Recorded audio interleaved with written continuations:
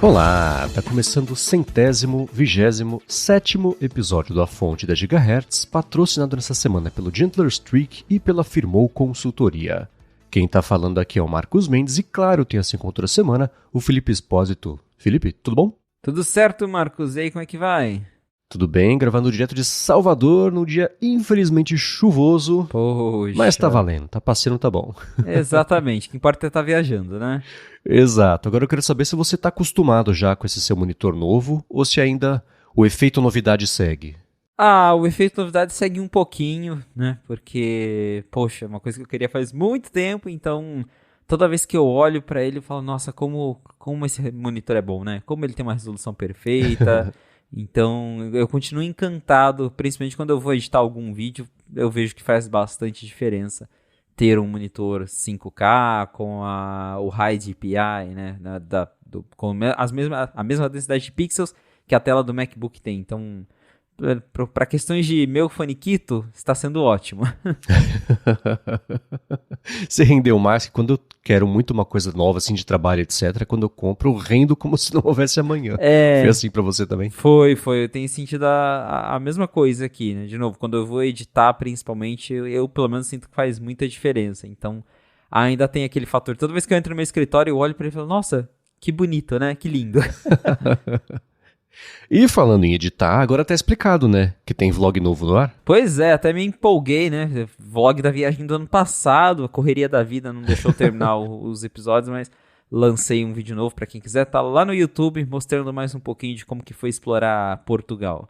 Maravilha, o link mesmo vai estar aqui na descrição. E a gente levantou essa bola na semana passada, porque pintou a informação de que a Apple não avisou, mas colocou displays com pontos quânticos lá nos novos MacBooks, né? E a gente falou sobre como isso talvez estivesse nos planos da Apple para futuros monitores em geral, porque é uma tecnologia bacana e etc. Ela pode estar testando agora nesse Mac para ver, primeiro baratear custo, depois ver mesmo o desempenho. E não estava muito longe, né? Tinha pintado essa notícia, o Ross Young, de cadeia de suprimentos aí de monitores, tinha confirmado semana passada, mas parece que é isso mesmo, erramos na mosca de que vai ter monitores de pontos quânticos.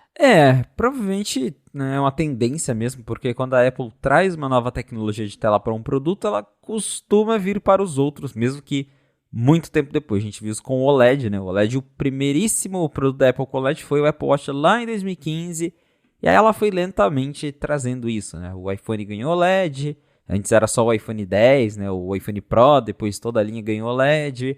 Agora o iPad está começando com OLED, tem rumor de MacBooks com OLED também no futuro. E como a gente viu, o último MacBook Pro, o MacBook Pro M4, ele tem uma tela com pontos quânticos que basicamente traz aí algumas melhorias já para o Mini LED, né? Que é um modelo diferente de Mini LED que melhora um pouquinho as cores, o contraste, o brilho. Como a gente sabe, o brilho da tela dos novos MacBooks é maior. E tudo indica aí, segundo o Ross Young, que é um cara super confiável quando o assunto é tela, que a Apple pretende trazer essa tecnologia para o Pro Display XDR, que o Pro Display XDR ele já tem, né, os pontos individuais de iluminação. A Apple não chama de mini LED, porque se eu não me engano tem um número específico, né, uma proporção ali, uma porcentagem de pontos que você precisa ter na tela para ser considerado mini LED. Mas assim como, né, TVs que é LED, o Pro Display XDR já tem vários pontos de iluminação, então ele não tem só um LEDzão por trás para iluminá-lo. Mas tá aí, segundo o Ross Young, a Apple pretende atualizar o Pro Display XDR, que é o monitor mais caro da Apple, né? Um monitor 32 polegadas, 6K, que é aquele monitor que não vem com o stand, que o stand sozinho custa $1.000, mas parece que a Apple sim, eventualmente vai atualizar. Agora, quando que isso vai acontecer, a gente não sabe. Eu diria que está um pouco longe, porque nós, pelo menos lá do 95 Mac, ainda não escutamos nada sobre nem a atualização do Studio Display e nem do Pro Display XDR, né? E vamos ser sinceros, o monitor tem tanta coisa assim para ficar atualizando sempre. Então, são produtos que TV também não. TV também não. Mas, então, pode ser que demore um pouquinho mais para a Apple atualizar esse monitor. Ele foi lançado em 2019. Supostamente a Apple vai lançar um Mac Pro novo no ano que vem, então quem sabe, mas até agora não teve nenhum rumor concreto de que vai ser no ano que vem. Mas tá aí, né? O Ross Young falou que já há uma movimentação por parte da Apple para trazer essa tecnologia de pontos quânticos para outros produtos. E o Pro Display XDR deve ser um desses que vai ganhar aí essa nova tecnologia. Talvez em breve, né? Vamos ver. Era isso. A pergunta seria, esse rumor pintou porque é uma coisa, entre aspas, meio óbvia que ia acontecer, afinal a gente até chutou aqui semana passada que esse podia ser mesmo o futuro, ou se tinha começando a movimentar o mercado de rumores para uma versão nova. Parece que não é isso, né? Só que se e quando acontecer, vai ser essa mudança para essa tecnologia, é isso? É, bem isso mesmo. Pegando ali o que o Rosling falou, é mais por esse lado de tipo, é óbvio que tem tudo, né? Ele comenta do Pro Display XDR. Ele falou também que outros produtos futuramente devem mudar para esse tipo de tecnologia, que é o que eu falei. A Apple, quando ela traz uma nova tecnologia, ela costuma aos pouquinhos ir distribuindo para os outros produtos, então não chega a ser uma surpresa. Agora, nem ele fala de quando vai ter, então é até mais uma especulação mesmo de mercado, né? Falando óbvio do que de fato falando, ano que vem vai ter um Pro Display XDR novo com pontos quânticos, né? Por enquanto mesmo, não tem nenhum rumor de que a Apple vai atualizar nenhum dos monitores, nem o Pro Display, nem o Studio Display, que considerando que eu acabei de comprar o Studio Display, por mim fica mais uns 2 anos sem lançar um novo. Putz, ia ser muita sacanagem, né? Acabou de comprar uma coisa dessa, lança um novo. Mas ainda assim, é aquilo que a gente sempre fala, ainda seria um excelente monitor. Com né? certeza. Aquele estragar da noite pro dia. E de monitor para Apple TV, pintaram 2 notícias. A primeira é um follow-up rápido, a gente falou quando estreou nos cinemas, em alguns lugares, aquele filme Fly Me to the Moon, que tem a Scarlett Johansson, etc. E agora a gente sabe uma data, finalmente, não tinha esquecido desse filme, uma data de estreia para quem assina o serviço. Né? Isso, a Apple confirmou aí mais um lançamento, inclusive o meio de notícias envolvendo a Apple TV Plus está meio movimentado, a gente também vai adentrar mais nesse assunto, porque temos tido várias, né, tá rolando várias notícias relacionadas à plataforma de streaming da Apple, mas Fly Me to the Moon, que já estreou nos cinemas há bastante tempo, tinha até me esquecido, mas estreia no Apple TV Plus na plataforma para streaming no dia 6 de dezembro. Eu não lembro se chegou a passar aqui no Brasil, porque lançamento de Apple TV Plus é sempre, né, desses filmes, é sempre meio... Às vezes tem no cinema, às vezes não, às vezes tem aqui no Brasil, às vezes não, então é uma coisa meio assim. Mas esse em específico eu não cheguei a ver. Está aí, para os interessados, dia 6 de dezembro tem mais um filme chegando no Apple TV Plus. Boa, esse eu vou assistir, que afinal coisa de astronomia eu adoro. Não tenho tantas esperanças, mas assim, vai que é bom, né? É com a Scarlett Johansson e o Channing Tatum também. E você falou que tinha mais comentários sobre a Apple TV Plus para fazer. A gente já falou algumas vezes aqui sobre, primeiro, como a Apple estava cortando alguns custos de produção e reduzindo a quantidade e até a abrangência de apostas de novas produções. Até filmes acabariam entrando ali numa segunda categoria de investimentos e ela poderia manter séries como investimento principal. Teve Wolves, né, que é aquele filme com o Brad Pitt e George Clooney, que ia estrear no cinema de última hora, aos 45 do segundo tempo. Foi cancelada a estreia no cinema, foi direto para streaming. E agora pintou uma notícia de que a Apple tem o Apple TV Plus tem séries que saem em DVD também, o que é sempre curioso quando pinta notícia assim, mas o pessoal que coleciona deve ficar sempre bem feliz, né? Tem, por exemplo, de For All Mankind, tem de Ted Lasso, recentemente acho que foi Silo também, alguma série mais recente saiu também em Blu-ray, né? Eu falei DVD, vocês entenderam, né? E agora pintou a notícia que ela vai passar a licenciar os filmes dela para outros serviços para reduzir mesmo aí. Então, por enquanto parece que é só filmes, né? Mas para reduzir perdas ou custos de forma geral, né? Essa notícia pegou a galera um pouco de surpresa porque, de novo, a Apple TV Plus é aquela plataforma que a gente já conhece, que é toda fechadinha, só da Apple. Eles até tentaram esses tempos lá nos Estados Unidos pelo menos fazer aqueles eventos promocionais que aí entram alguns filmes de fora, mas em geral é uma plataforma só da Apple, conteúdo da Apple, produzido pela Apple, transmitido pela Apple. Tem os Blu-rays que as principais séries, as grandes séries, eles até transformam em Blu-ray, mas em geral é tudo, né, só dentro ali da plataforma. Porém, segundo a Bloomberg, a Apple contratou um executivo para cuidar de licenciamento de conteúdo.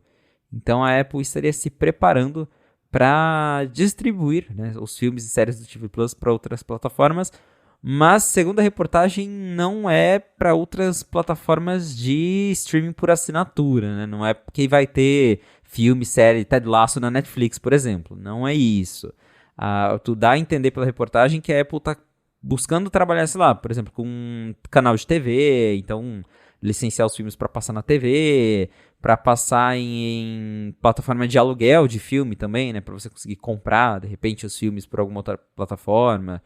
Ou até mesmo, sei lá, citando aqui, né, dando um quote na reportagem, né, eles falam que a Apple está focada em licenciar para TVs estrangeiras e lojas, né, onde você pode alugar ou comprar. Então, de novo, reforçando que não é bem exatamente para licenciar para uma Netflix, uma HBO, mas ainda assim surpreende porque, né, a gente tá vendo cada vez mais que aparentemente o crescimento do Apple TV Plus, né, pelo menos em questão de dinheiro, talvez não tá indo para o caminho que a Apple queria anteriormente. Sempre tem aquelas reportagens da Just Watch que a gente mostra, tipo, o Apple TV Plus cresceu 1%, nesse trimestre não cresceu. Então, tipo, ele deu eu lembro que o Apple TV Plus ele deu uma crescida até que rápida no começo, né? Foi de nada a 8% de share. E aí ficou nisso, né? Enquanto, sei lá, Netflix e Amazon continuam dominando o mercado com mais de 20%, Disney passa um pouquinho dos 10%, e a Apple não conseguiu sair ali da casa dos 7, 8% de market share.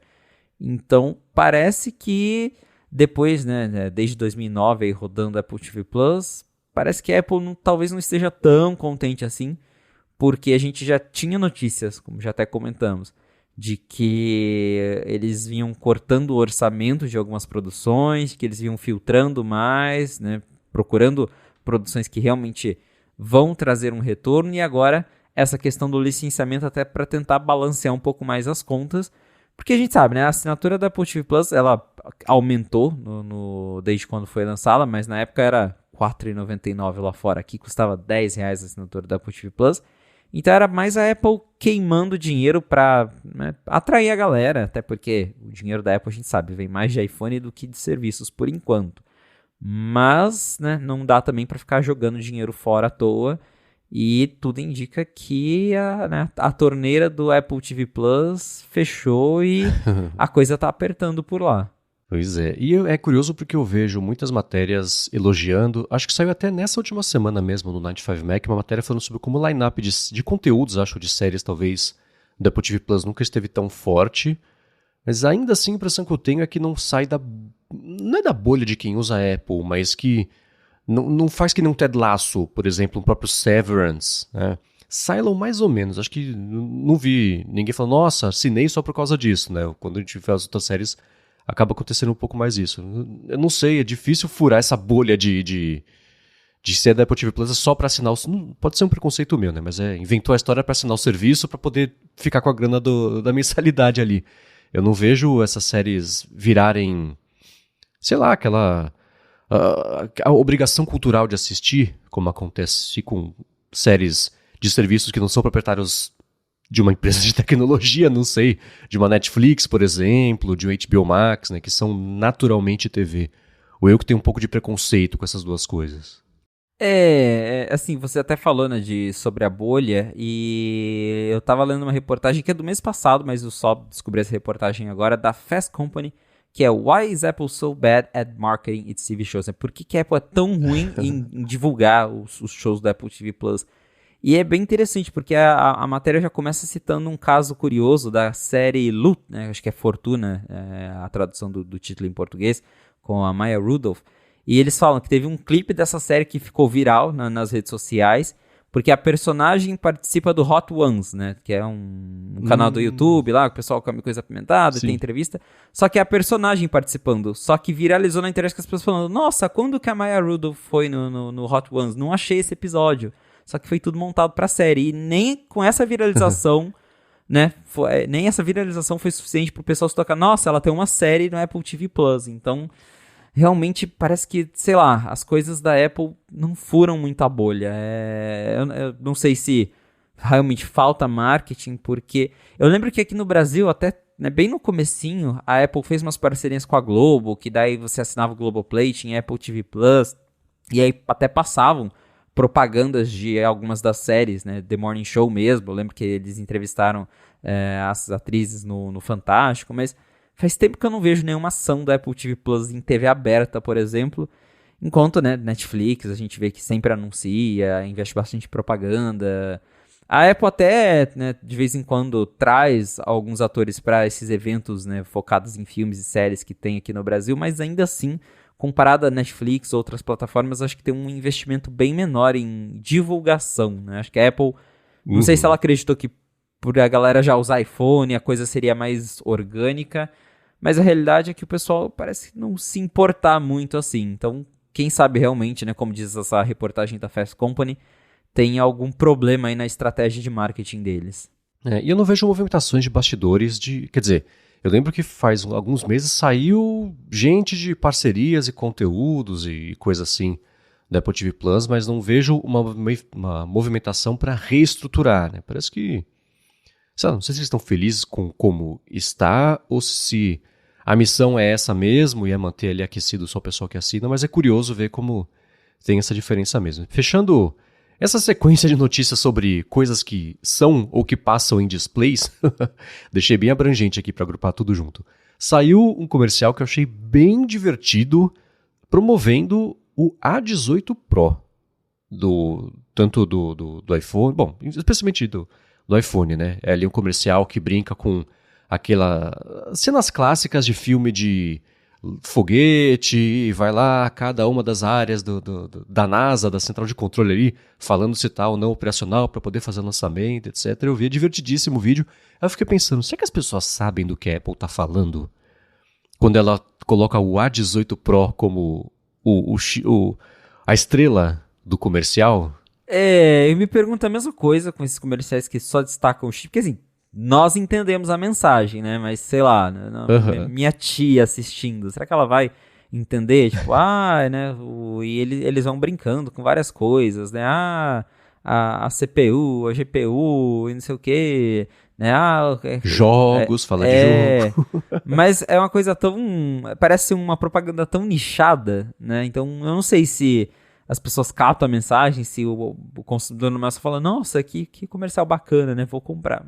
Mas tá aí, né? Tem um comercial novo promovendo o A18 Pro, e especificamente o A18 Pro, que é a variante do iPhone 16 Pro, né? Porque o iPhone 16 normal, ele tem o A18 normal, né? Que basicamente a diferença é um núcleo de GPU a menos, né? Os dois têm 8 GB de RAM e tudo mais. Porém, né? É sempre interessante ver a Apple tentando promover esse tipo de coisa nessas propagandas, mas uma observação aqui sobre propagandas da Apple em geral. Eu não vou mentir que eu sinto falta daquelas propagandas antigas, que era o iPhone num fundo branco, uma mão segurando, uma musiquinha. Eu adorava essas propagandas, achava tão clean. As propagandas do iPhone agora são, né, sempre, né, uma coisa mais exagerada, mostrando algum recurso. Teve uma propaganda, acho que mais pro lançamento, que foi promovendo o camera control, né, que era só uma pessoa arrastando pra lá e pra cá, deslizando. E aí termina falando, né, tipo, nunca perco um clique. Eu perdendo vários, tentando tirar foto com esse botão. Mas, tá aí. Mais uma propaganda nova que já deve estar sendo veiculada aí nos canais mundo afora. Inclusive no canal da Apple Brasil, acho que já tem também a versão dublada desse comercial. Se tiver, link na descrição. Agora eu quero falar, a gente comentou sobre um lançamento que não foi bem um lançamento, uma atualização, na verdade, de linha dos AirPods Max, que o pessoal ficou meio decepcionado aí com o que veio. Eu não sei quão felizes eles estão com o que parece que vem pela frente. A gente vai falar sobre isso, mas antes eu vou tirar um minuto do episódio para agradecer o Gentler Streak, que está mais uma vez patrocinando o A Fonte. E olha só, segue oferecendo 50% de desconto se você baixar o aplicativo em gentler.app e fizer a assinatura para ter na palma da sua mão, de um jeito bem aprofundado, bem divertido também e bem leve, os seus dados todos a respeito da sua saúde. Então, desde exercício até acompanhamento de sono, que é uma coisa que eles passaram quase um ano preparando e polindo e desenvolvendo e lançaram recentemente. E o Gentler Streak tem essa pegada justamente de acompanhar a sua saúde, falar para você como é que está a sua saúde, com um jeito menos pesado, com sem cobrança, né? É sempre te dando parabéns pelo que você fez até agora e te incentivando a fazer mais sem colocar muita carga ali no seu organismo, sistema nervoso central, né? Então, você faz exercício com uma pegada mais de gentileza e leveza, como é mesmo toda a comunicação do aplicativo. Eu uso há um tempão, meu irmão me apresentou esse aplicativo, e aí eu vi que você usava Adorno, Abraço Adorno usa também. Abraço, Adorno. Quer falar da sua experiência com o Gentler Streak? Com certeza, Gentler Streak é um app muito legal e não é só para quem faz atividade física no sentido de fazer academia, porque ele é justamente para isso. Principalmente você que tem um Apple Watch, que vai coletando ali vários dados de saúde e não entende aquele monte de informação que a Apple mesmo mostra para você, o Gentler pega tudo isso, mastiga e te mostra, olha, sua saúde está assim, você pode ir um pouquinho mais além, você pode se motivar mais, faz uma caminhada, ele vai te indicando ali o que você pode fazer para melhorar o seu condicionamento, ou até se você está forçando demais, né, fez muito exercício, o Gentler já fala, pô, tá na hora de descansar, dá para descansar, hoje não precisa treinar. Então eu acho isso muito legal, porque eu mesmo quando comecei a fazer academia não tinha muita noção, né, de o quanto que eu tinha que ir, se dava pra, né, fazer coisas mais pesadas. E aí com o Gentler Streak eu fui entendendo mais, né, os limites do meu corpo, quando que eu podia me exercitar mais ou quando que estava na hora de parar. Então mesmo se você não é aquele cara que vai pra academia todo dia, baixa o Gentler Streak, testa, porque ele te dá ali uma compreensão melhor do que você pode fazer, sugestões, como eu falei, de exercício, de repente você já fez uma academia, ele te indica para fazer uma caminhada mais leve no dia seguinte, então tudo isso é muito legal e, como o Marcos falou, agora também tem acompanhamento de sono detalhado lá no Gentler Streak, então é um app muito bacana, seja você alguém que tem esse costume já de fazer atividades físicas todo dia ou alguém que só quer ter um controle melhor sobre o que está acontecendo com o seu corpo. É isso aí, então para conhecer melhor, e olha, é compatível com iPhone, com iPad, Apple Watch também. Ele é gratuito com essa assinatura, né? Se você baixar e assinar, você ganha 50% de desconto. Então, mais uma vez, Gentler Streak, gentler.app, ou para facilitar, o link está na descrição para você cair direto lá no site e conhecer. E ver como, para fazer exercício, tem a parte de frequência cardíaca, das zonas de frequência cardíaca, elevação também para corrida. É um app bem completo e bem divertido. Uma última vez, Gentler.app. Muito obrigado ao Gentler Streak por ser o novo patrocinador aqui da Fonte e também pelo apoio a toda a Gigahertz. Valeu, Gentler Streak! Muito bem, quando veio o evento recente aí da Apple, o pessoal tinha expectativa de que ela atualizaria os AirPods Max, não só com USB-C, que me parece que o pessoal que tem os AirPods Max, como é o caso do Felipe, que tem a entradinha Lightning aí, sentiu um pouco de falta, mas também tudo o que pintou de tecnologia auditiva desde o lançamento dos AirPods Max. Então, toda a parte da música com menos compressão e, enfim, né? Eu não sou um grande conhecedor dos AirPods Max. O Felipe pode me falar o que ele sente falta. Mas pintou, o Mark Gurman falou assim, gente, vocês estão esperando aí um update mais significativo dos AirPods Max, depois de ter pintado só o USB-C? Continuo esperando. Parece que a Apple não tem muitos planos aí de atualizar, o que é uma pena, mas pode dar uma janela pra gente aí do quanto que talvez ele não fature para a Apple e seja importante a ponto de ela investir para colocar essas tecnologias todas nele, né? Que é curioso porque, entre aspas, seria só colocar o chip. Não é isso, mas é isso. E aí? Essa reportagem vem como um balde de água fria para os esperançosos em ter uma nova versão dos AirPods Max, que também já não é uma surpresa, porque a Apple demorou tudo isso para colocar uma porta USB-C, já meio que fiquei, putz, agora até vir outra versão vai demorar bastante.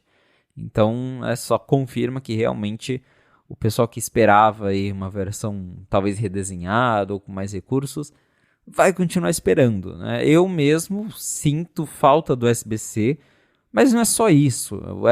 Os AirPods Max, eu pelo menos não curto o case deles, que é um case que não protege nada, né, o famoso sutiãzinho, você só coloca ele ali dentro daquela bolsinha e fecha ele para ele desligar os fones, né? Na prática não protege nada aquilo ali. Então eu esperava um case novo, além do USB-C. Eu esperava o chip dos AirPods Pro de segunda geração, que, né, tem o melhor cancelamento de ruído, tem menos compressão.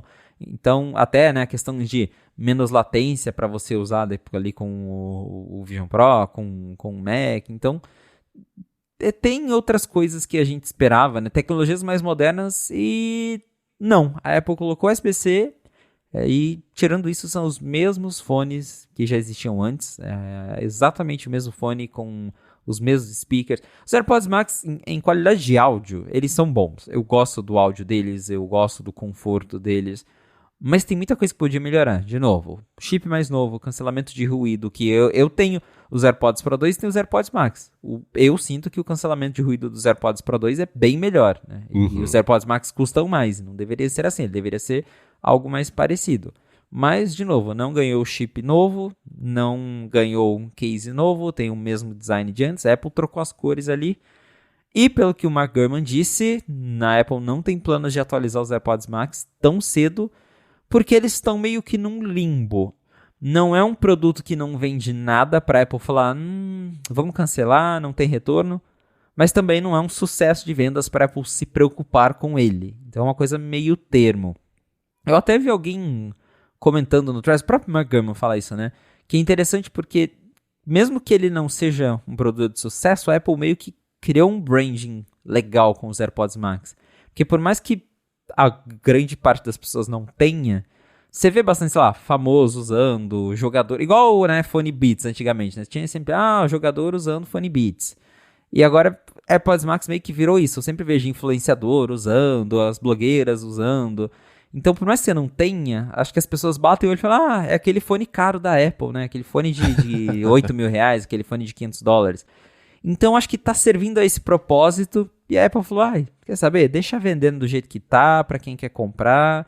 Mas também não é um produto, de novo, não é um hit com tal qual os demais AirPods que faça sentido pra Apple gastar recursos para ficar atualizando isso com frequência. E, de novo, o que é uma pena, porque, como eu falei, eu gosto do som dos AirPods Max, mas eu mudaria várias coisas neles, porém, né, parece que a Apple mesmo não está muito interessada em mexer com isso por enquanto. Eu ainda mantenho que todo o mercado de fones de ouvido desses grandões, o fone coquinho que vai por cima mesmo ali, cobre toda a orelha, eles são vítimas da eficiência do sucesso dos fones naniquinhos. Porque antes, cancelamento de ruído, era necessário ter esse fonão. Né? Eu estou usando nesse momento aqui, que eu gravo faz anos, né? De 2017 eu acho, o Quiet Comfort 35, o Felipe usando agora os AirPods Max também. Né? Você, para ter esse cancelamento de ruído, precisava ter esse isolamento maior. Né? Quando vieram... E eu acho que os AirPods Pro, né, que tiveram cancelamento de ruído primeiro, ele é isso, veio primeiro nesse formato pequenininho, né, o fone independente sem um cabo ligando um ao outro e todo o lance dele ter o microfone apontado para dentro do seu canal auditivo para cancelar as frequências que passam ali pelo isolamento físico, tamponamento ali do canal auditivo. E aí, com a Samsung vindo atrás e fazendo, a própria Sony tem também fones menores, a Bose certamente tem nessa categoria também. Os grandes acabaram ficando, pra quê, né? Os outros só acabam sendo mais baratos, mais confortáveis para mais gente, porque eu sei que tem... A Larissa detesta os AirPods, os pequenininhos, porque ela tá usando ali por um tempo e começa a doer. Né? A impressão que eu tenho é que o fone grande, mais gente se sente incomodada quando vai usar por mais tempo, porque pesa na cabeça, dói a orelha, né? Aperta a orelha ali, porque o formato externo mesmo da orelha acaba variando mais do que só o do canal auditivo, que é o principal ali que as pessoas vão usar quando são com fones menores. Então esse mercado, acho que ele é meio... Não é que é meio legado, mas acho que diminuiu bastante depois que saíram os fones menores e ficaram com cancelamento tão bom ou até melhor, como o Felipe comentou, do que esses, né? Então, só é uma pena porque os AirPods Max são um produto, por si só, isolados, no vácuo, são bons, né? E seria ótimo, assim, é óbvio que a Apple fazendo esses fones, eles tinham que ter as tecnologias que a Apple faz nos outros fones, né? Mas não parece estar nos planos, o que para eles mesmo com o produto é uma pena, mas com esse olhar um pouquinho mais macro, até dá para entender, né? Mas que é uma pena. Com certeza é uma pena, mas é bem isso que você falou. Acho que hoje os AirPods Pro 2, a menos que você seja essa pessoa que se incomoda com o fonezinho enfiado ali no canal auditivo, eles cumprem muito bem o papel de substituir os AirPods Max. Né? Eu uso aqui os AirPods Max durante as gravações, porque eu gosto de ligar com o cabinho para não ter nenhum problema com o Bluetooth, mas em geral, no meu dia a dia, tanto até para viagens, né? Antigamente eu viajava só com os AirPods Max, hoje levo os AirPods Pro 2 no bolso e resolve tudo. Agora, Felipe, sabe que a Apple escuta aqui o A Fonte e às vezes você lembra da Apple de promessas que ela fez no passado e fala, nossa, é verdade, né? Solta aí. Você falou, acho que foi na semana passada, ou no máximo na retrasada, que a Apple tinha prometido no tvOS os protetores de tela do Snoopy. E cadê? Aí o episódio foi ao ar, a Apple falou, verdade, né? Lança aí. No beta novo que saiu do tvOS, pintaram esses screensavers. Em quantos 10 segundos você atualizou para você ter o Snoopy na sua TV? Pois é, eu achei até engraçado, porque eu estava futricando os códigos lá pro 95 Mac e falei, opa, parece que tem protetor de tela novo. Corri para atualizar e realmente o último beta do tvOS 18.2, né, o beta 3, ele traz finalmente o protetor de tela do Snoopy, que é muito bonitinho, eu testei aqui já. Aí tem várias animaçõezinhas que vai mudando ali, mas é bem legalzinho. Então, para quem finalmente, né, para quem estava ansioso por esse protetor de tela, algo que a Apple anunciou lá na WWDC, eu não sei por que demorou tanto, mas né, tudo bem, tá aí em beta ainda, mas nesse 18.2 beta 3 já tem protetor de tela do Snoopy.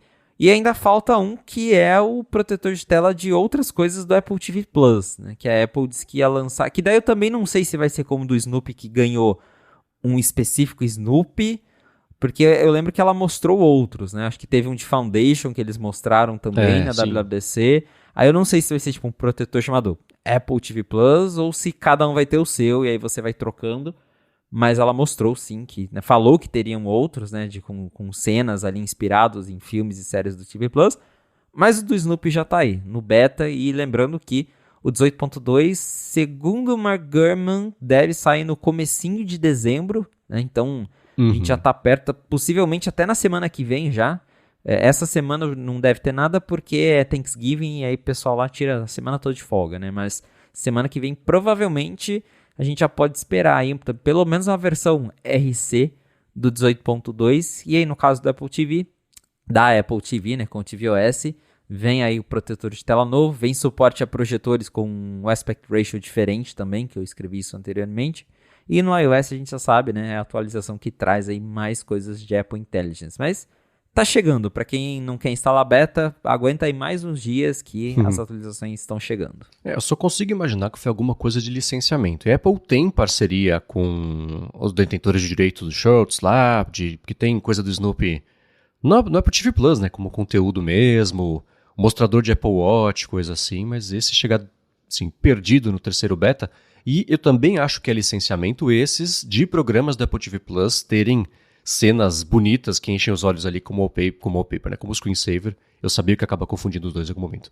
Porque é direito, né, de licenciamento, você faz licenciamento para uma coisa. A hora que você quer usar para outra, deve ter um outro contrato, uma outra coisa, tem grana de novo envolvida. Até sair, demora um pouquinho, vamos ver se sai até o lançamento oficial mesmo. Mas nem só de screensaver do Snoopy viveu o mundo de betas nesses últimos dias. Saiu também do iOS 18.2, com uma outra coisa que a Apple tinha anunciado na WWDC, e o pessoal vinha anotando e falando, gente, cadê? Que é esse mail redesenhado, né? Até com um pouquinho de Apple Intelligence por cima ali para categorizar, ou aí não entra Apple Intelligence? Entra também nessa parte de categorias, mas te falar que eu dei uma boa estranhada, eu ainda não me acostumei com esse mail e eu estava bem empolgado para ele. Mas pelo menos no beta, eu sinto que ele está categorizando meio errado as coisas por aqui, né? Porque, de novo, é tudo categorizado a um device, então basicamente Apple Intelligence, né? Ele lê ali os e-mails, entende o que está acontecendo e tenta categorizar. Mas, sei lá, eu sinto que ele está misturando as coisas, e talvez até porque justamente precisa da Apple Intelligence, e como não tem Apple Intelligence em português, acho que ele acaba se embananando ali com alguns e-mails, e aí e pelo menos tem isso, você consegue desativar essa categorização, né? Se você testou ali um novo e-mail, não curtiu, tem um botãozinho lá que você coloca, ver, né, lista de e-mails na ordem, ele tira as categorias e volta ao e-mail que sempre foi. Então eu testei e por enquanto voltei para o antigo mesmo, né? Mas tem, né, já no beta, esse e-mail novo, que daí você tem as categorias, né? Acho que é primário, que são os principais. Aí tem uma categoria para transações, tem uma categoria para, né, propaganda que você recebe no e-mail. E aí, supostamente, ele separa tudo isso automaticamente. Eu acho que esse e-mail tá igual o novo Fotos, tá? O pessoal tá bem dividido. Tem gente que amou, tem gente que odiou, né? Mas com certeza é bem diferente e quando o pessoal atualizar, acredito que assim como eu, vai dar uma certa estranhada no começo. Eu lembro quando o Google ganhou essa categorização de e-mails, que era a mesma coisa, né? Tinha promotions, sei lá, recibos, tinha 3 ou 4 categorias. E eu fiz o que eu sempre faço, né? Que legal, como desliga, que a gente brinca no ADT, que é a minha reação para novidades assim, né? Tanto que o meu Gmail, a versão web, eu acho que eu desliguei. Faz tempo que eu não uso a versão web, mas é uma coisa que eu sinto que eu desligaria, né? E sentindo que eu desligaria, eu também desligaria se eu pudesse, ou se eu usasse o e-mail do iOS, se vier no macOS também, porque são décadas usando o e-mail do outro jeito. Eu já consegui fazer ele funcionar como eu preciso, né? Quando o formato, a interação básica da plataforma muda, tem um período de ajuste mesmo, então não é à toa que as pessoas estão estranhando. Eu estaria estranhando também. Lembrando que o e-mail, para quem usa, para quem recebe coisa em inglês, usa em inglês também, já tem lá, hoje em dia mesmo, no macOS, no iOS, o resumo da mensagem, já tem uma outra pitada aí de Apple Intelligence, mas a parte de categorização, o pessoal sentiu muita falta quando não veio. Agora que veio, o pessoal não está gostando muito.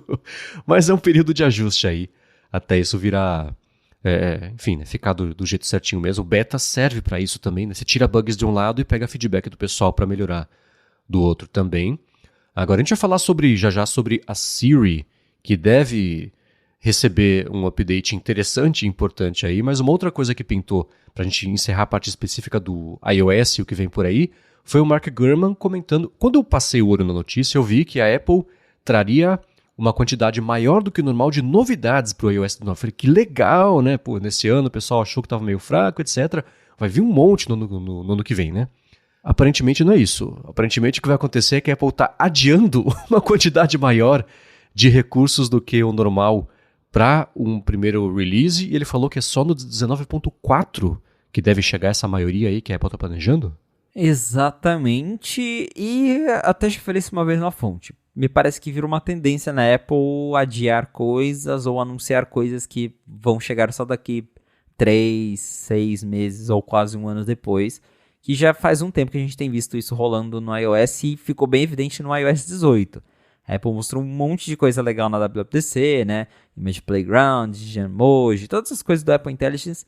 E o que a gente está vendo na prática é um lançamento bem faseado, né? O iOS 18 foi lançado em setembro, mas a Apple Intelligence, né, só chegou mesmo um mês depois e foi só com as Writing Tools, né, as ferramentas de texto, Genmoji, Image Playground, tudo isso vai vir agora em dezembro no 18.2 e ainda tem a Siri mais avançada que ficou para o ano que vem, né? Ou seja, né, até 6 meses de atraso para lançar tudo que eles mostraram lá na WWDC. Então eu sinto que é uma abordagem que a Apple tem seguido cada vez mais e pelo que disse o Gurman, a gente já pode esperar isso também no iOS 19, né? Segundo o que ele comentou, ele escutou aí das fontes que a Apple tem várias novidades preparadas para o iOS 19, só que internamente já se discute que elas não vão chegar na versão 19.0, que elas vão ficar, né, ser adiadas até para um iOS 19.4, que a gente está falando já de 2026. Então, assim,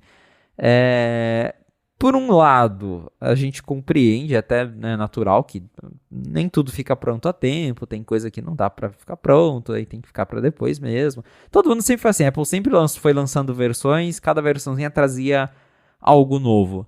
Só que geralmente quase tudo que era apresentado na WWDC já ficava pronto a tempo do lançamento oficial. E as outras coisas eram meio que, surpresa, fizemos isso aqui na versão .1, .2...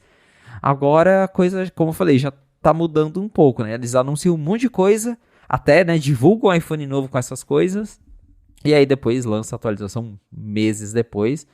É um pouco chato, né? A longo prazo, a gente não lembra mesmo, né? Que é o que o Marco sempre fala, né? Daqui ano que vem, a gente nem lembra que o negócio chegou atrasado.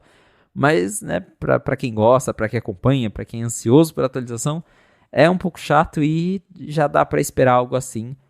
Enquanto se trata de iOS 19, segundo Mark Gurman, novamente, segundo ele, grande parte das funções, né, larger than usual, né, nas palavras dele, boa parte dos recursos vai ser adiado já para 2026. A gente já viu a Apple fazer experimentos de todos os tipos com esse esquema de lançamento, porque eu lembro teve ano que a notícia foi a Apple tirou todo mundo da equipe de engenharia que estava fazendo coisa do macOS para focar em correção de bug do iOS da próxima versão, então o macOS não vai ter quase nada. Ou o contrário, uma das duas coisas, né? Já teve, e ela sempre fazia isso, né? A gente vai, é isso aqui, gente, vai chegar no iOS, sei lá, 10.0, esse bando de coisa. Aí chegava no 10.2, 10.3, pintava uma coisa nova que ela não tinha anunciado. E quando chegava tudo no 10.0, a reclamação é que não, a Apple tinha que fazer mais escalonado, porque tá tudo bugado. Se ela anunciasse e fosse lançando ao longo do ano, ia ser muito melhor. Aí hoje ela faz isso, a pessoa reclama que não saiu logo na primeira versão. Ok, né? As pessoas vão reclamar de tudo sempre, isso a gente já sabe. Mas ainda assim, agora o que a gente tá vendo, né? Passou de sair do, sei lá, 16.0 para nesse ano agora o 17.2, nesse ano 18.2 vai ganhar alguma coisa mais substancial. No ano que vem, 19.4, você está vendo que esse prazo para lançar depois está ficando mais elástico? Será que no iOS 20 não vai ter nada de grande novidade porque vai ser para o iOS 21, né, que vai chegar as coisas? Porque mesmo nesse caso, pode ter certeza que coisa que ela anunciar que vai chegar para 19.4 não vai chegar a tempo dele. A gente vai ver no 20. A gente sempre vê coisas grandes sendo adiadas. O próprio que a gente está falando disso tudo agora, né? Parte de e-mail, reformulação de categorias do e-mail, tá chegando depois. Então é interessante ver que a Apple já tentou de tudo, as pessoas não estão felizes nunca com nada, mas do lado dela, ela tentando acomodar. E eu vejo, mesmo no caso do macOS, eu acho que ele é um bom exemplo de, assim, quando chegam coisas, é para complementar uma plataforma que já está bastante madura, né? Você não vê nem a necessidade, nem a pressão por ter novidades loucas todos os anos. Não, já está meio maduro. Eu acho que no caso do iOS, está meio parecido, né? Não precisa reformular o sistema inteiro todos os anos, mas... E a maior parte de funções que faziam falta já estão aqui, né? Podem melhorar? Sempre, mas já estão aqui. Então, fico curioso até para saber o que ela está planejando de tantas coisas novas para o próximo iOS.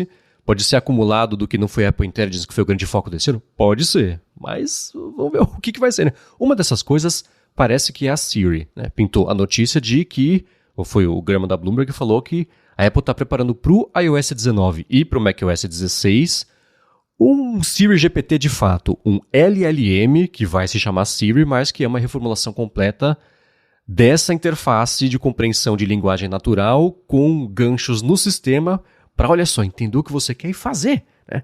Só que com base em LLM, que é mais conversacional, assim como a gente viu com o Advanced Voice Mode do ChatGPT, o Claude lançou um modo de conversa recente, mas ele é piorzinho, você tem que falar, é nesse idioma que a gente vai falar, tá? Ele fala, tá bom, e falar só nesse idioma é um pouco mais rudimentar, mas ainda assim bacana. O Google tem o Gemini Live também, e a Apple, que foi a primeira nesse mercado, só tá atrás da Amazon, que desistiu mesmo, parece, né? Com coisas da Alexa, mas... E aí? Siri GPT, iOS 19, macOS 16, finalmente? 19.4, né? Porque pelo jeito 19.0 não vem aí. Mas eu vi que muita gente ficou confusa porque a Apple já vem prometendo uma nova Siri, uma Siri mais moderna. Primeiro que o próprio iOS 18.1 já confundiu todo mundo, né? Porque eles colocaram a interface nova da Siri e aí um monte de gente, finalmente a Siri nova, aí vai testar a carangueja, é a mesma carangueja burra de sempre, né? Então, pô... Bem errado o que eles fizeram com isso. Que poderia ter guardado pro 18.3, quando eles introduzirem de fato as melhorias prometidas, que ainda assim não será exatamente, né, um Siri GPT com LLM. O que a Apple prometeu de novidade para Siri? Ela basicamente vai ganhar uma integração maior com aplicativos através dos App Intents, que são, né, partes ali que conseguem controlar os aplicativos. E ela vai sim conseguir entender algumas coisas a mais de você, né, do usuário. Então, a Siri vai ficar ali coletando coisinhas, né? As mensagens, vai entender tudo on device, né? Vai ler os seus compromissos, seus calendários, suas mensagens. E aí ela vai conseguir responder mais coisas com base nessas informações. Porém, não vai ser exatamente algo no estilo GPT para ficar batendo papo, conversando, gerando resposta. É mais algo de utilidade mesmo.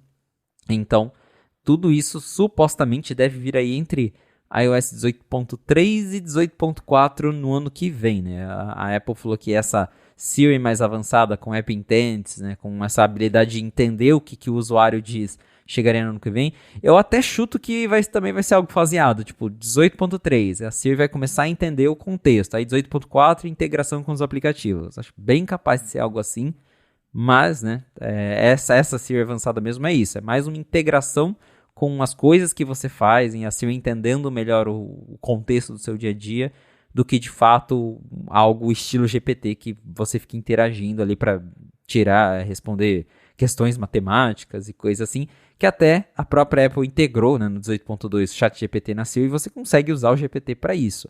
O que o Gurman está reportando é que a Apple quer ter um LLM parecido com, né, o ChatGPT para realmente responder coisas mais aleatórias, responder perguntas mais complexas, sem precisar recorrer tanto ao ChatGPT. Porque hoje no 18.2, quando você pergunta algo que a Siri pretende que ela não consegue responder, ela já pergunta, quero usar o ChatGPT para perguntar isso, né, para responder isso. Inclusive eu fui lá e desliguei a opção de ficar perguntando isso toda hora, já vai direto pro GPT, é uma maravilha, pelo menos pra mim. Nossa, dá pra fazer isso? Que bom! Dá pra fazer isso, você consegue desligar as confirmações, aí ele só pede a confirmação se, sei lá, é algo que precisa envolver tirar screenshot da tela, mandar, aí ele ainda pede permissão. Mas eu tenho uma opção lá pra não ficar pedindo permissão toda hora, aí você pergunta alguma coisa. Ontem eu perguntei mesmo, como que chama uma série da Netflix de comédia sobre ricaço, não sei o que lá. Aí ele já, perguntando pro ChatGPT. Já apareceu a resposta, então achei ótimo, né? Nossa, ótimo. Funciona muito bem, é uma maravilha. Mas a ideia da Apple é ter, de fato, né, o seu próprio modelo de linguagem para que as pessoas não dependam tanto de ChatGPT até, né, outras alternativas. Que a Apple já falou que eventualmente vão ter outras opções, né? O GPT é a primeira, mas terão outras no futuro. Mas a Apple está trabalhando, né, na própria Siri GPT dela. Mas isso, como a gente já até brincou aqui, é assunto para iOS 19.4. É algo que vai vir lá para 2026. Ela deve anunciar isso na WWDC do ano que vem, mas lançar mesmo ainda vai demorar um tempinho. Agora, nessa seara também, teve uma coisa que você publicou que eu achei muito bacana nessa última semana, um artigo de opinião falando sobre como... Parece tão óbvio, falando agora em voz alta, né? A Apple tinha que juntar tanto o Spotlight quanto o campo ali de você interagir com a Siri para ser uma coisa só no iOS e no macOS. Porque no fundo, quando a Apple no Spotlight você faz uma pesquisa de alguma coisa e a Apple retorna sugestões, documentos, etc., ela já tentava associar a Siri. Então faz com que seja um campo só, faz completo sentido. Quer falar mais sobre isso? Pois é, eu escrevi é um artigo de opinião, feature request, justamente pensando em como está sendo essa interação da Apple Intelligence, da nova Siri, principalmente no Mac, porque no Mac a interface da nova Siri e do Spotlight é muito parecida, né? Os dois são uma barrinha ali que você abre, da Siri é menorzinha, do Spotlight é um pouco maior, mas o jeito de interagir é bem parecido, e quanto mais você pensa... mas os dois acabam sendo meio redundantes para algumas coisas, né? Eu, por exemplo, sempre uso o Spotlight para fazer algum cálculo, né? Para fazer alguma coisa rápida, alguma conversão de moeda. Mas, né, a Siri também consegue fazer esse tipo de coisa. Até postei um print ali, né? Dando o exemplo do iPhone. Você perguntando a previsão do tempo, né, digitando weather no Spotlight, aí ele mostra a previsão do tempo e usando o campo, né? O Type to Siri, que eles chamam, que é quando você dá 2 toques ali na barrinha do iPhone e ele abre o teclado para você pesquisar. É uma interface muito parecida. Eu pensei, né, o negócio tá ficando meio redundante, tá tipo o Windows com 2 painéis de controle. Então, sei lá, no futuro talvez seja coisa da Apple integrar tudo isso numa coisa só, fazer a Siri também funcionar como Spotlight, né? Até pensei aqui comigo, tem aquela interface aqui na Siri nova que você vai digitando e aí já vai aparecendo algumas opções, né? Algumas sugestões. Aquilo poderia já ser resultado do Spotlight, né? Você, é arquivo tal, aí já vai aparecendo a listinha. Aí você quer usar a Siri, você aperta ali o Enter, né? O Return, ele já busca, mas senão vai aparecendo resultados. Eu acho que são interfaces muito parecidas que eventualmente poderiam ser mescladas. Eu até entendo a Apple não fazer isso agora, porque é uma novidade, o lançamento de Apple Intelligence ainda tá meio bagunçado, né? O pessoal já não tá nem entendendo direito o que é Siri nova, o que não é. Mas acho que no futuro seria legal eles unificarem tudo isso numa coisa só. Eu tenho como... Quem interage com launchers principalmente, né? Então, especialmente o Raycast, eu acho, mais até do que o Alfred, etc., também leu essa matéria e falou, nossa, claro, né? Teria já que ser assim, faz falta não ser, agora que você colocou desse jeito. Então, me parece uma coisa meio inevitável, especialmente porque agora, por conta de LLMs, o mercado de launchers está esquentando. A gente vê o Arc Browser desistindo de fazer um navegador. Aliás, eles perderam... Teve um cara do Chrome que trabalhou na Browser Company, ajudou a fazer o Arc, e ele foi para a OpenAI recentemente, né? Então, até pintou notícia de que eles podem fazer mesmo um navegador, o que seria bem interessante, mas com o Arc fazendo launchers, se for isso que eles vão fazer mesmo, vai ser interessante ver mais gente ainda descobrir que tem um valor enorme ter isso. E não é launcher aqui no Android, né, de você botar a roupinha no sistema, não. É ser um Spotlight com muito mais funções do que o próprio Spotlight, inclusive integração com o LLM. Então faz completo sentido, já devia ser assim. E é claro que eu vou deixar aqui na descrição do episódio o link para esse artigo, ficou bem bacana, do Felipe. Agora, falando em fazer falta, tem uma coisa que está fazendo falta para quem tem um Vision Pro, aplicativos, né? Porque a gente não vê muita coisa, especialmente dos apps grandes de produtividade, Netflix, YouTube, não é produtividade, mas também, né? E tem entretenimento também, só a Disney concordou de fazer um aplicativo, e mesmo assim, o app que ela disponibilizou não é o que ela mostrou na WWDC retrasada, né? Não foi nessa última, foi antes, né? Enfim, né? Tá faltando aplicativo, e os que tem estão saindo. A gente viu, por exemplo, aquele super bacana do Christian Selig, que ele tinha feito do YouTube, que, como é que chamava o aplicativo? Me fugiu. Juno, também um de Fórmula 1 Laps, super legal, que chamou muito a atenção do pessoal, ele estava em beta, mas não mais. A gente vai falar sobre isso, mas antes eu vou tirar um minuto do episódio para agradecer a Firmoo Consultoria, que está mais uma vez patrocinando o A Fonte e segue oferecendo serviços de contabilidade consultiva e gestão financeira para todo mundo que trabalha em startups, pessoal que é desenvolvedor, empreendedor também, profissional liberal, pequenas e médias empresas. Então, para você que quer resolver uma pendência aí da sua vida PJ, né, do seu CNPJ, ou até abrir a sua empresa, a Firmoo resolve. Ela vai além de oferecer os serviços de contabilidade do dia a dia e atua como uma mentora financeira para você e para sua empresa. E a gente aqui da Gigahertz sabe muito bem disso, porque foi graças a ela que lá em 2022 a gente abriu a rede em tempo recorde, sem problema talvez tenha tido, eles resolveram, não sei, porque é isso que eles fazem muito bem, sem atraso, sem essa parte mais penteira de você lidar com essa burocracia toda, o que para mim foi uma coisa inédita. A Firmoo conhece as melhores estratégias para você abrir e manter a sua empresa sempre de olho em economia de custos, o tributo certo para cada categoria e especialmente na área de TI, ela sabe legalizar do jeito certinho a sua empresa para você ganhar tempo, deixar isso 100% na mão deles e se focar no dia a dia da empresa, que é o motivo pelo qual você está abrindo a sua empresa, né? Então, para conhecer melhor tudo o que a Firmoo oferece e se livrar do perrengue que é essa parte burocrática, financeira aí, da legalização, da manutenção fiscal da sua empresa, faz o seguinte: vai no Instagram, vai no Facebook e procura por @Firmoo Consultoria. A Firmoo está pronta para ajudar todo mundo que escuta aqui o A Fonte, independente da sua necessidade, e a gente tem certeza que ela vai resolver tudo para você, assim como faz todo dia aqui para a gente. Então, mais uma vez, @Firmoo Consultoria no Facebook ou no Instagram. Muito obrigado a Firmoo pelo patrocínio de mais esse episódio do A Fonte e por literalmente todo o apoio a Gigahertz. Valeu, Firmoo! Felipe, eu não sou um alucinado por Fórmula 1, mas se eu fosse e se eu tivesse um Vision Pro, eu ia estar muito triste agora, porque aparentemente a partir de, da semana que vem ou algo assim, se eu estivesse usando o beta do aplicativo Laps, o beta vai parar de funcionar e não vai ter beta novo. Por que não? Pois é, para quem usa esse aplicativo, né, o Laps, que é muito legal, inclusive pelas demos pelo menos, mas notícias, ele vai parar de funcionar porque ele vai ser removido do Test Flight. Né? Ele tá enfrentando um problema similar ao do Juno, que é esse cliente de YouTube para o Vision Pro. E para quem não lembra a história, o Google pediu a remoção do aplicativo porque considerava que, né, não é um aplicativo oficial, está usando, né, a estrutura do YouTube, nome, etc., para promover algo de terceiros. Né? Claro que eles não gostaram.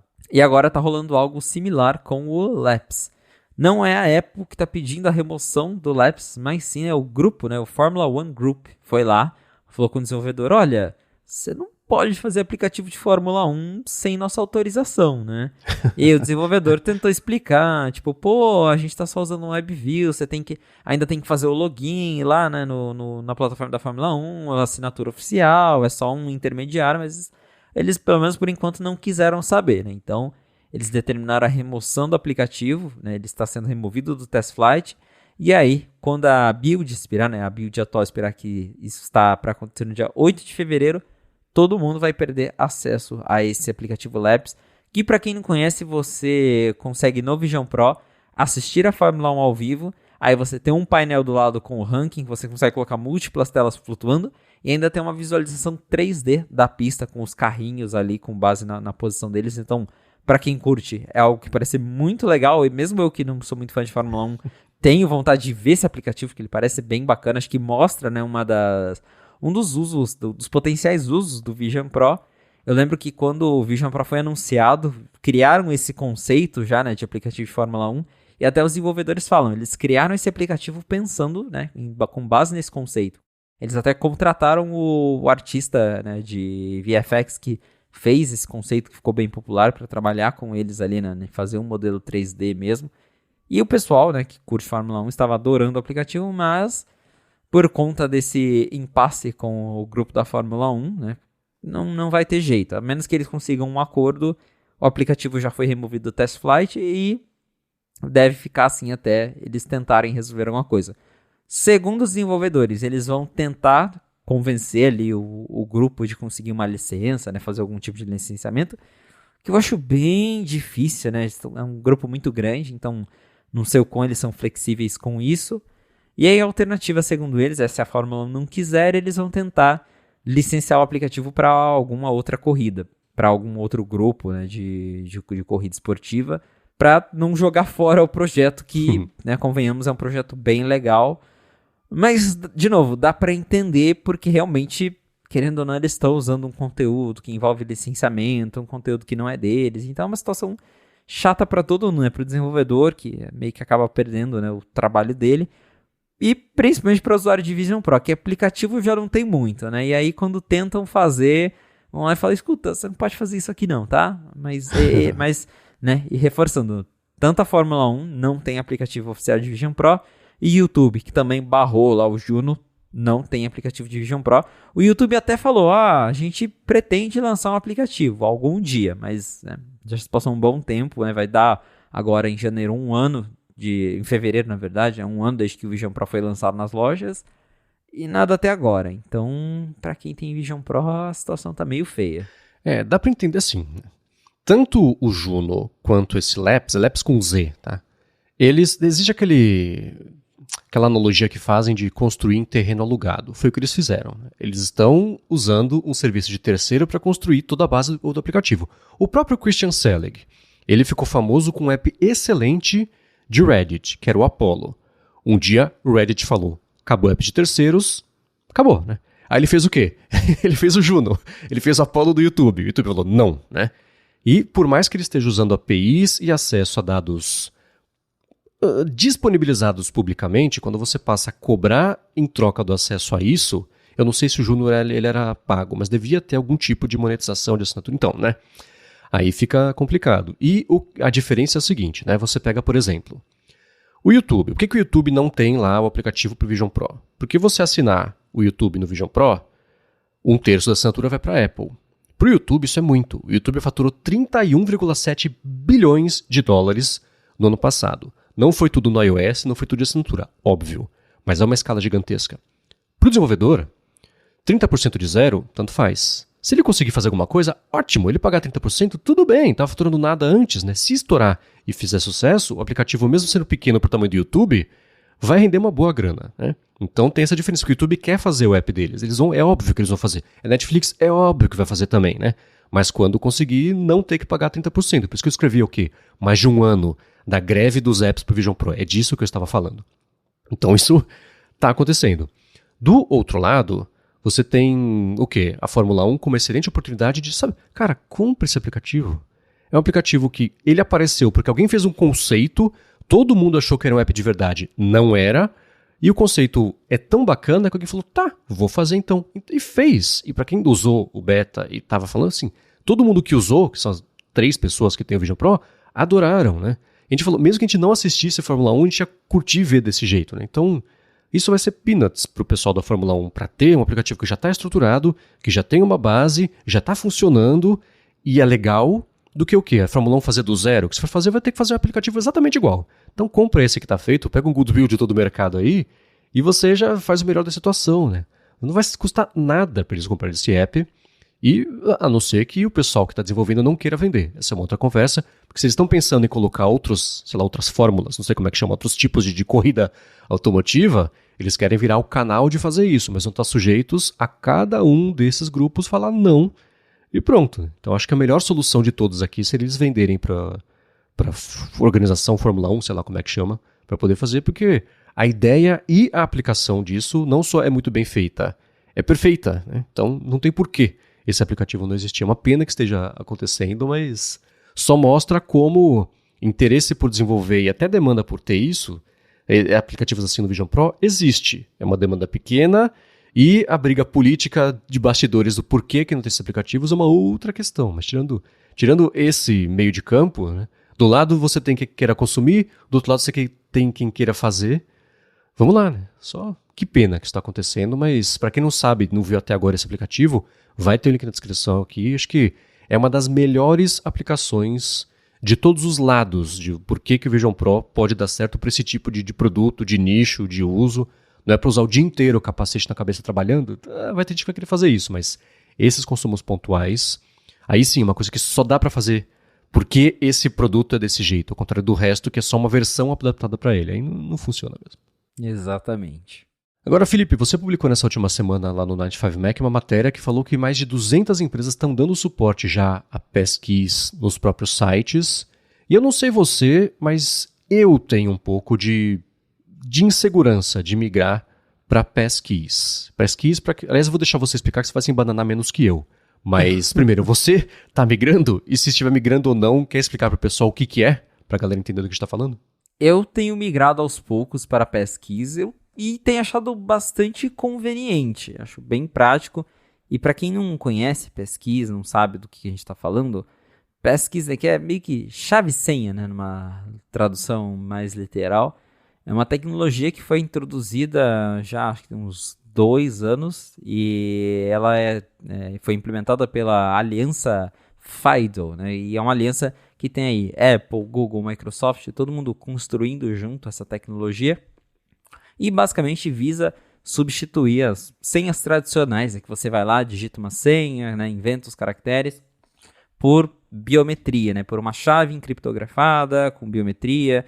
Então, ao invés de você criar sua senha, o sistema gera uma chave única, fortíssima, guarda essa chave protegida com biometria, no caso dos devices da Apple, protegida com Touch ID, Face ID, guardada lá no Secure Enclave.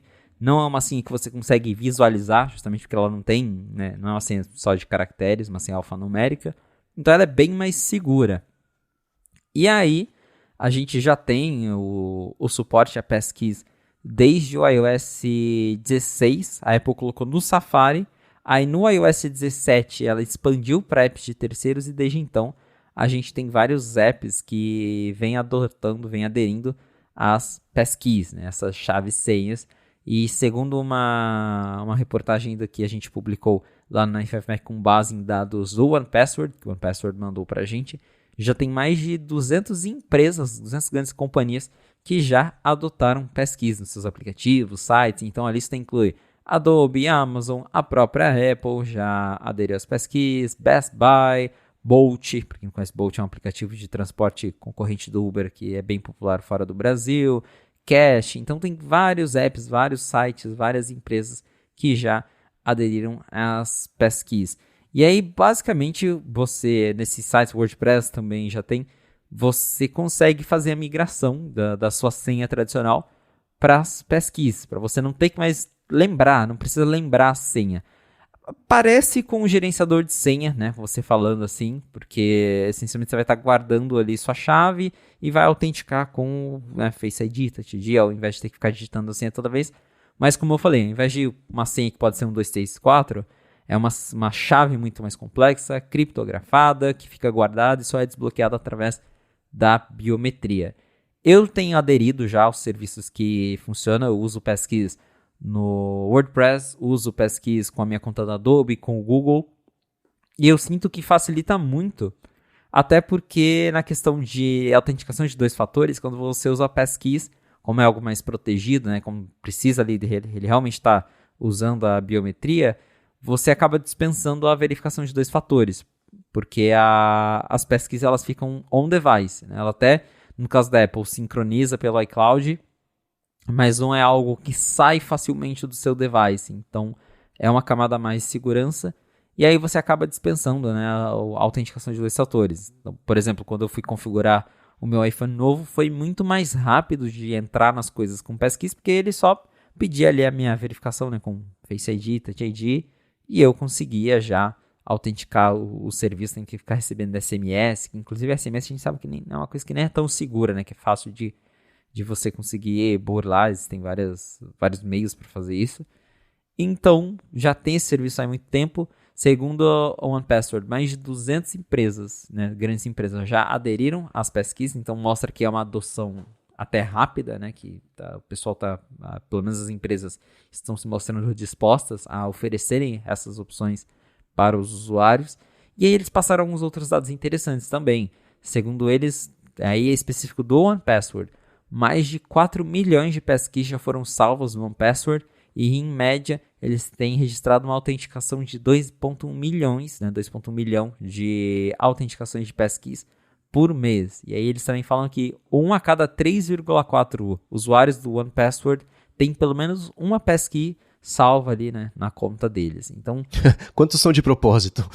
Pois é, né? Quantos são de propósito, quantos fizeram sem querer. Mas é um dado bem interessante e mostra que aos pouquinhos as pessoas, né, estão curiosas, pelo menos, sobre como que funciona o recurso, né, Passkeys, que todo mundo, a própria Apple fala, né, é o futuro das senhas, né, um futuro passwordless, né, um futuro sem senha, que você não precisa se preocupar em criar uma senha, que o sistema só gera uma chave, guarda ela bem protegida e você desbloqueia essa chave através de Face ID ou Touch ID.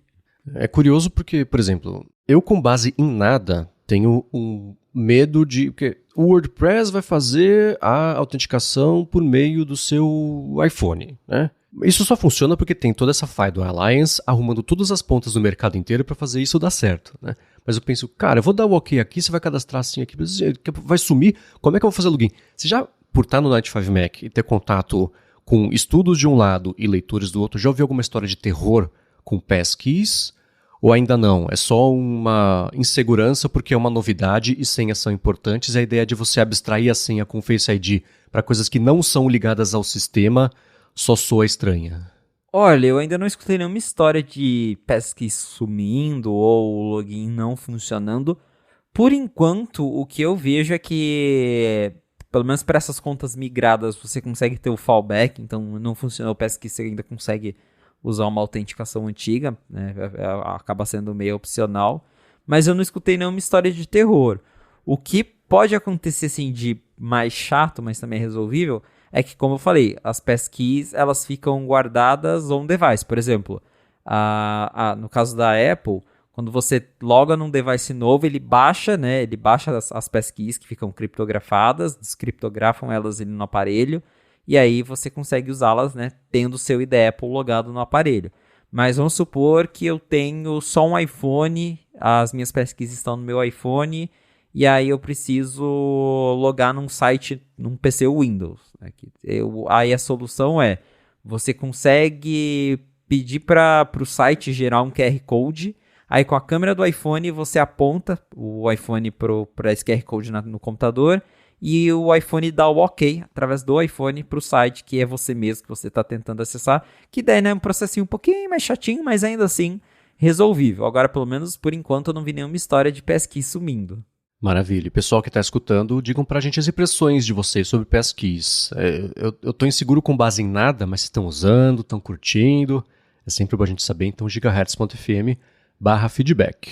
Agora, Felipe, nessa última semana, nos últimos dias, meses, não sei, né? O Reino Unido está vendo com frequência os reflexos, alguns mais sérios do que outros, de ter resolvido sair da Europa, né? A gente viu muita notícia sobre como na Europa, por conta do DMA, das leis, todas as regulamentações todas que têm saído, o iOS está ficando cada vez mais aberto, mas sempre que eu vejo que o Reino Unido quer fazer a mesma coisa, eu penso, mas né? Então a gente viu nessa última semana que o Reino Unido está fazendo uma ação, preparando investigação de antitrust com a Apple, quando o assunto é o Safari. Mas por algum motivo ela conseguiu escapar de uma investigação sobre jogos na nuvem. Quer falar sobre pelo menos a parte do Safari, que é o que diz respeito à Apple, que jogos na nuvem não faz a menor diferença mesmo? O que tá rolando por lá?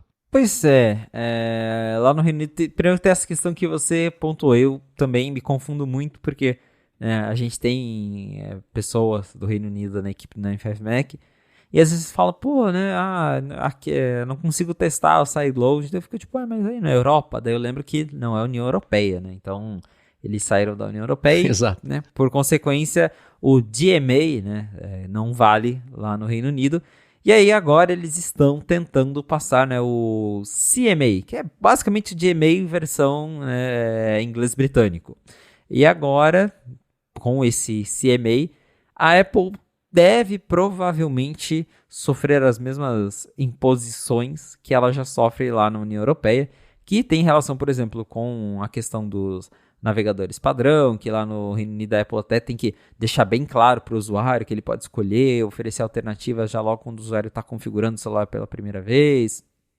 Porém, a Apple ficou de fora, né? O que, na verdade, assim, a questão de cloud gaming, isso ficou de fora desse CMA, né, da legislação antitrust do Reino Unido, porque eles entendem que a Apple já mudou as políticas dela, né, mudou por conta do DMA, e como a Apple mudou isso no mundo inteiro, eles deixaram de lado. Né, e isso a gente viu com algumas coisinhas específicas, né, porque primeiro ela anunciou lá em janeiro, né, vai dar um ano já, que ela anunciou que ia, né, cumprir com as exigências do DMA, e aí entre elas tinha, né, a facilidade do cloud gaming, tinha a questão dos navegadores, mas aí algumas coisinhas com o passar do tempo ela foi trazendo para o mundo inteiro, né? O cloud gaming mesmo ela liberou para todo mundo. Hoje você pode ter as plataformas de streaming de jogos no iOS, e isso vale para qualquer lugar do mundo. Liberou emuladores, conforme a gente já viu, máquinas virtuais, até a gente tem hoje na App Store emulador de jogo. O NFC, que também era algo antes exclusivo do DMA, liberar o NFC para pagamento, agora também o NFC foi liberado em mais países, aqui no Brasil inclusive, com o iOS 18.1 já tem a API do NFC para você fazer pagamentos por fora sem precisar do Apple Pay. Então, por consequência do DMA, ela acabou, né, flexibilizando mais as regras no mundo todo. E aí o CMA, né, o Reino Unido já enxergou isso lá, tá, isso aqui não precisa, já foi resolvido, isso aqui não precisa. Mas a questão dos navegadores, né, por exemplo, a Apple liberou na União Europeia que os navegadores usam suas próprias engines, né, seus próprios motores. Isso continua exclusivo da União Europeia. Então, provavelmente a Apple vai acabar sendo forçada a implementar mudanças parecidas lá no Reino Unido, né, questão até de App Store, eu acredito. E é o que a gente já comentava no A Fonte há muito tempo, que seria uma questão de tempo mesmo, até outros países olharem para a União Europeia e falar, pô, vamos fazer a mesma coisa, né? Vamos tentar fazer a Apple soltar mais, abrir mais aqui. A gente sabe que outros países também estão de olho. O Japão estava para aprovar também uma lei parecida, né? Agora é questão de tempo também até isso respingar e a Apple ser obrigada a fazer alguma coisa. Né, Estados Unidos está investigando, mas como a gente também já comentou na fonte, pode ser que agora com a nova gestão, Tim Cook muito amigo de Donald Trump, talvez as coisas mudem um pouco, mas é inevitável, a Apple vai ter que soltar mais, vai ter que abrir mais o ecossistema dela em outros países, assim como já fez na União Europeia. Agora o Reino Unido, que saiu da União Europeia, está correndo atrás, né, de ter aí uma legislação parecida com o DMA. Agora, é claro que a gente quer saber também o que vocês pensam a respeito disso. Podem ir em gigahertz.fm/feedback, onde vocês podem mandar perguntas também, como o Ezequiel fez. Ele falou o seguinte: bom, já explorei a internet inteira e não consegui respostas. Eu comprei um Apple Watch 10, né, ele fez o update do Série 4 para o Série 10 e tô tendo problema com a função Daylight. Mesmo com tudo ativado, não aparece no Apple Health como uma fonte de dados e não tem nenhuma medição. Vi uma thread no Reddit de outras pessoas também com esse problema, então ele quer saber: vocês utilizam ou já utilizaram? É uma função Estados Unidos só? Porque eu não consigo ver isso em nenhum lugar. Ele falou, obrigado, abraço e abraço Adorno. E aí, Felipe? Abraço Adorno. Até onde eu sei, não é uma função exclusiva dos Estados Unidos, porém o asterisco. O meu relógio é importado, mas eu até fui conferir aqui no site da Apple que eles têm aquela página que você consegue checar a disponibilidade de recursos por região. E quando você vai lá, WatchOS, recursos de saúde, não está na lista essa parte de Daylight. O que a gente tem aqui que é limitado por região fibrilação arterial, né, a oxigenação, o eletrocardiograma, notificação de ritmo irregular, retrospectiva de ovulação e a apneia de sono. Tudo isso é limitado por região. Agora, pelo menos a parte de Daylight não está aqui, então eu suponho que não tem esse limite. Para quem não conhece esse recurso, ele basicamente faz com que o Apple Watch use o sensor de luz, né, o sensor de ambientação, que é o mesmo sensor usado para determinar o brilho da tela, para mostrar quanto tempo você ficou sob a luz do sol, né, quanto tempo você andou, quanto tempo você ficou exposto à luz do sol, que, né, a gente sabe, é importante sempre tomar um sol. Então ele usa esse sensor do Apple Watch para mostrar esse dado. Eu até estou conferindo aqui o meu Daylight, fui olhar aqui agora. Ontem mesmo está aqui, ó. Fiquei 45 minutos no sol e ele vai coletando essa informação com base no Apple Watch, mas não tem nenhum indício realmente de que é limitado à região. Pode ser só um bug mesmo. Até abri um artigo aqui da Apple que fala, se você estiver tendo problemas com o Daylight, você pode tentar lá em ajustes, privacidade e segurança, saúde, e aí tem a opção Daylight. Dá uma conferida lá para ver se de repente está desligado, ou tenta desligar e ligar essa opção de novo para ver se resolve alguma coisa. Mas o mais provável é que seja um bug mesmo do que de fato uma limitação. Ou, né, em alguns casos pode ser algo do modelo, mas como ele falou, né, que é um Apple Watch Series 10, acho mais provável ser um bug do que de fato uma incompatibilidade com o Apple Watch mesmo. Pra mim eu teria sugerido que era isso, né? Se saiu do 4 e foi pro 10, bom, no 10 tem que ter, né? Me surpreende se no 4 tiver mesmo. Eu vou confessar que eu nem sabia que tinha essa função. Tinha esquecido completamente da existência desse negócio. Falei, não deve ter no meu. Aí eu fui lá no Saúde, aí tem na direita embaixo em inglês é Browse, né? Deve ser navegar. E aí tem outros tipos de dados. Direto de cara ali no header já aparece nos últimos 7 dias, tempo na luz do sol. Então a função está sendo coletada e disponibilizada aqui. Eu tenho no Apple Watch os Estados Unidos como região, porque quando eu completava 10 mil passos todo dia, completava as 3 argolas todo dia, etc, passei anos fazendo isso, tinha os desafios que a Apple faz lá de saúde e geralmente eles eram só dos Estados Unidos. Então eu troquei a região para Estados Unidos para ter acesso às medalhinhas, aos desafios. Então pode ser uma questão de região, por ser, né, vai que precisa de algum tipo de aprovação, sei lá, né. Mas aqui, assim, eu fiz o que estava eu vou deixar na descrição aqui o link de suporte da Apple que fala sobre essa função, eu fiz o que ele pede, cheguei lá, estava lá a função habilitada. Então, se vocês tiverem também dicas aí, ajudar, além das que o Felipe já deu, vocês podem mandar pra gente, gigahertz.fm/feedback, vamos ajudar Ezequiel a ter essa função, né? E ajudar mais gente ainda, que eu tenho certeza que, assim como eu, com a pergunta dele, acabou de descobrir que esse negócio existe. Com certeza, é um recurso meio escondido mesmo, mas ele existe. Muito bem. Bom, para achar os links de tudo que a gente comentou ao longo do episódio, vai em gigahertz.fm/afonte/127. Olha que bacana.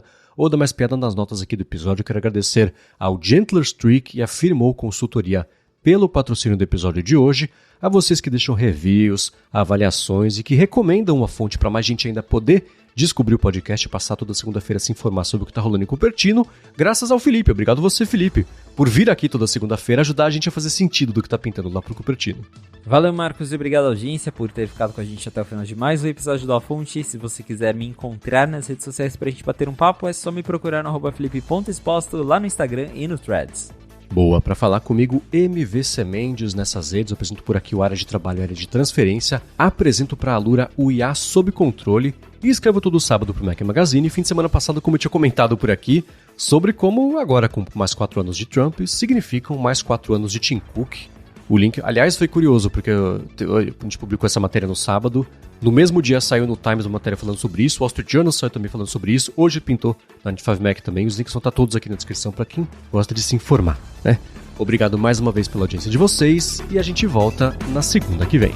Um abraço e até a próxima.